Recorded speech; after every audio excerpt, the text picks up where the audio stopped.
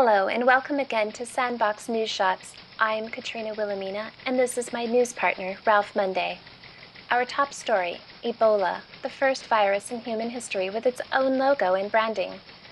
Today, the public relations firm of Rothstein, Sachs Rothstein, Morgan, Pennybaker, Campbell, and Morgenstern and Sons announced that the logo is their design. In the same press release, they revealed the news that their client, beauty products manufacturer Jumboline, has licensed the virus for exclusive use in U.S. and European markets as an ingredient in their new weight loss supplement, Sleek Hot Mess. The new capsule is taken twice a day with meals.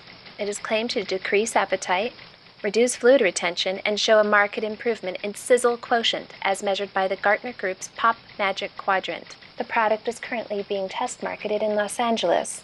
Jumboline reports that orders for the supplement are now on a 4-month waiting list. However, they claim that their second plant is opening in Sierra Leone next month and may decrease waiting times. As everyone knows, the U.S. Supreme Court does not allow cameras inside chambers during oral arguments. In the interest of keeping you informed, we sent News Shots correspondent Bowser Bing, armed with a wearable camera, to get a peek at what really happens during Supreme Court hearings. We must warn you that what you are about to see is graphic, animalistic, and potentially brutal. Viewers are advised to send small children from the room. We take you now live to watch as the highest court in the land considers a case that contemplates workers' rights to dress themselves in preparation for their jobs. Integrity Staffing Solutions versus Busk. But when you get to applying the Portal to Portal Act, that is activity that even though it's work, even though it's required by the employer, and even though it's for the benefit of the employer, is nonetheless non-compensable by the terms of the Portal to Portal Act. And if I could just continue that's not quite right, because if the employer requires you to put on a particular outfit that you can't do the work without, we've said that's compensable. I don't think you have a case. But donning generally isn't. So I'm not quite sure how you can take out that element from this analysis. Justice Sotomayor, I don't think there's a case of this Court that says just because the employer requires something that would otherwise be superfluous, that it therefore becomes integral and indispensable. And so I would actually take — I agree with you. It can't be superfluous. It can't be something that's for the benefit of the employee.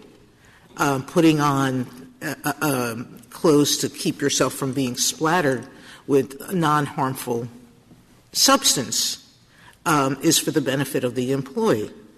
But take something where a particular employer has an idiosyncratic view and actually wants their employees to have a certain color smock or a certain piece of equipment that's not actually particularly integral and indispensable to anything.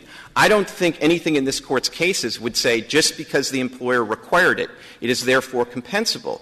And I think if you go back to the quintessential example of something that is post-preliminary and non-compensable, the time clocks, the checking out process, all of that is required by the employer and for the employer's benefit. And so I don't think you can meaningfully distinguish the exit screening from those quintessentially post-preliminary, non-compensatory things. Indispensable. Hardly anything is indispensable. Where does that word come from? Well, the word comes from this Court's decision in Steiner, and it comes from the Labor Department's — The Labor Department says they're here saying it's the correct test, which I think is perhaps more important, is there a close and direct relationship. Shocking. That's all for today. For Katrina Wilhelmina, I'm Ralph Monday. We'll see you next time.